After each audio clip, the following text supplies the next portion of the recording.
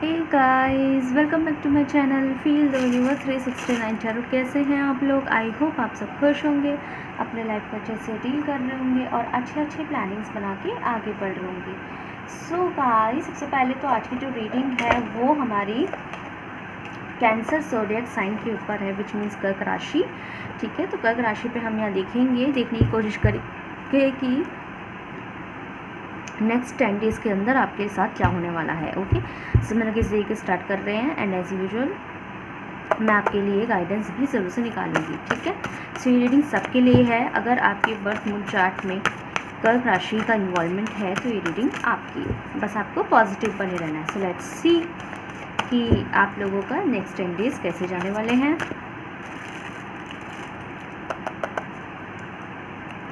Positive रहना है, positive बने रहना है। एंड आई नो गाइज, मैं बहुत कम रीडिंग लेकर आ पाती हूँ। उसका एक रीज़न है। उसका रीज़न ये है कि मैं कुछ अपना काम खोल रही हूँ खुद का। ठीक है, फिज़िकल वाइज। ठीक है, तो अपनी लाइफ में मैं कुछ अपने खुद के वर्किंग्स, खुद के काम खोल रही हूँ।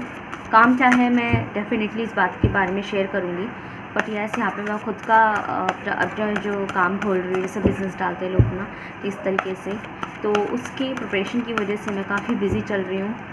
एंड इस बीच में मेरे छोटे छोटे इंसिडेंट्स भी हो गए थे, जैसे कि आई फॉल फ्रॉम स्टेयर्स, तो मेरी इंजरी भी हो गई थी।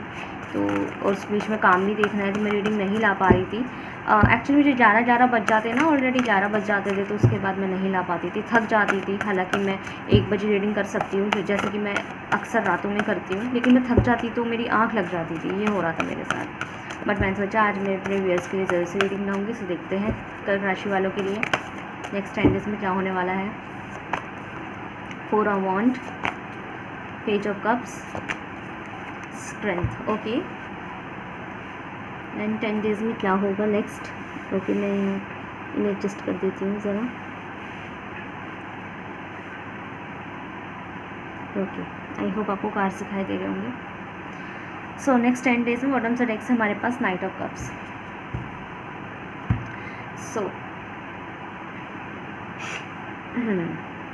सबसे पहले तो मुझे गाइस ऐसा दिखाई दे रहा है कि सबसे पहले कि नेक्स्ट 10 डेज़ में जो आपके इनिशियल 4 दिन होंगे, ठीक है, शुरू के जो 4 दिन होंगे, उसके अंदर आप लोग जो है आपको कोई गुड न्यूज़ मिल सकती है। ठीक है, शुरू के 4 दिन के अंदर, मतलब आप जब भी ये रीडिंग देख रहे हैं इन 10 दिनों के समय के बीच में, तो शुरू के 4 दिन में जो है आप लोगों को कोई गुड न्यूज़ मिल सकता है। ओके, तो मैं अगर डेट एनालाइज़ करूँ यहाँ पे, तो मुझे दिखाई दे रहा है यहाँ पे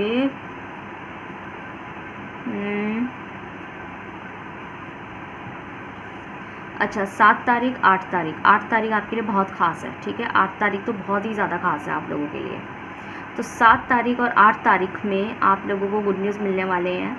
50% लोगों के लिए आपको कल के दिन, मतलब जो 4 तारीख लग रहा है ना, उस दिन आपको कोई खुशखबरी, गुड न्यूज़ है, आपके साथ कुछ अच्छा होने वाला है। ठीक है, जिन लोगों ने यहाँ पे अपना कोई काम खोला है, अपना कोई काम किया है या नए प्रोजेक्ट में हाथ डाल रहे हैं, जैसे कि कोई new admissions, new courses, new jobs, new projects, new analysis and जो भी है, मतलब कुछ ऐसा काम, या खुद का कोई न्यू बिज़नेस, या कोई उस, या फिर अगर ऑलरेडी वर्किंग है तो उसमें कुछ नया करने के बारे में अगर सोच रहे हैं, मतलब कुछ ऐसा सोच रहे हैं कि अब थोड़ी तब्दीली करके कुछ नया करें, उसके लिए बहुत अच्छा समय है। 4 तारीख, उस दिन 4 तारीख को आपको बहुत अच्छा समय बीतने वाला है, बहुत अच्छा मुहूर्त जा रहा है उस दिन। ठीक है, 8 तारीख का बहुत अच्छा मुहूर्त जा रहा है आप लोगों का। ठीक है, 8 तारीख में आपके काफ़ी सारे काम बनेंगे और यहाँ पे आप लोगों को कोई ऐसा, जैसे काम हम शुरू करते हैं या फिर कुछ हमारे साथ अच्छा होता है, तो कहते हैं ना कि एक तो अच्छा हो रहा था, ऊपर से उसमें और अच्छा हो गया, तो एक तो वैसे ही मतलब कहते हैं ना कि और 4 चांद लग गए। तो 8 तारीख में आपको फिर एक गुड न्यूज़ रिसीव होगी, जिसमें आपकी काम में या जो भी आपने कराया ना, उसमें 4 चांद लग जाएंगे। ठीक है, अच्छा, इन 10 दिनों के अंदर आप किसी बात को लेके फेमस होने वाले हैं, बट इन पॉजिटिव वे। ठीक है, नेगेटिव में फेमस नहीं हो रहे हैं आप। इन 10 दिन के अंदर आपको फेमस मुझे आपके अंदर दिखाई दे रहा है, फेमस होने वाले हैं। लाइक कुछ भी हो सकता है, जैसे अपना काम खोला है किसी भी चीज़ के लिए, बट होगा पॉजिटिव में, अपने नॉलेज के लिए, अपने वर्किंग के लिए। तो किसी भी चीज़ को लेके आप इन 10 दिनों के अंदर मुझे फेमस होते हुए दिखाई दे रहे हैं। सो उसके लिए कॉन्ग्रेचुलेशंस, ठीक है। फेमस की यहाँ पे एनर्जी आई है आप लोगों के लिए। मेहनती, थोड़ा सा वर्किंग बिजी वगैरह में रहने वाले हैं, मेहनती रहने वाले हैं, ठीक है।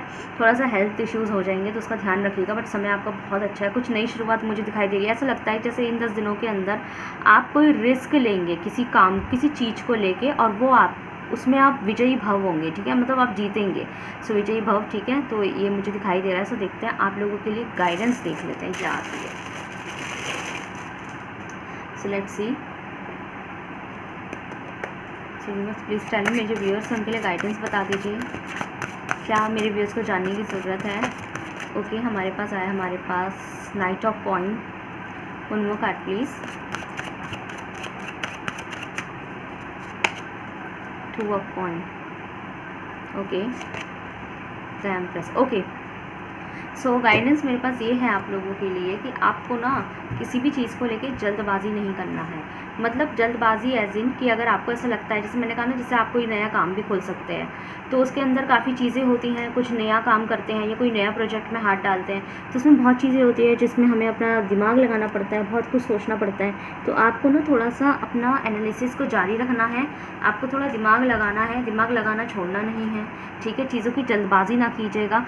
आपको ना ये एनालाइज करना है कि कौन सी चीज़ें जल्दी होनी है और कौन सी चीज़ें जल्दी नहीं होनी है, जिसको बाद में भी किया जा सकता है। जैसे कि फॉर एग्ज़ाम्पल, अगर कोई ऐसा काम है जिसको अगर आप 2 दिन बाद भी करेंगे तो चलेगा, तो आप उसकी जल्दबाजी मत कीजिए, उसमें आपको गड़बड़ हो जाएगा। या फिर अगर कोई ऐसा काम है जिसको आपको अगले 1 दिन के अंदर, 24 घंटे के अंदर करना पड़ेगा, नहीं किया तो बाद में आपको नुकसान हो सकता है, तो उस चीज़ के लिए भी तो उसको अभी कर दीजिए। समझ में आ रही है ना, मतलब जिसकी एनालिसिस आपकी पूरी है और लगता है कि ये तो होना ही चाहिए, ये तो हमें 100% होना ही चाहिए और ये मुझे करना है, तो उसे आप कीजिए, उसमें आप टाइम वेस्ट मत कीजिए, ठीक है। उसमें टाइम वेस्ट करेंगे तो आपको नुकसान होगा। पर अगर कुछ ऐसे पॉइंट्स हैं ना जिसे आप 4 दिन बाद भी करेंगे तो चलेगा, फालतू में आप उसमें जल्दबाजी कर रहे हैं तो वो मत कीजिए। एग्जाम्पल लेके चलते हैं।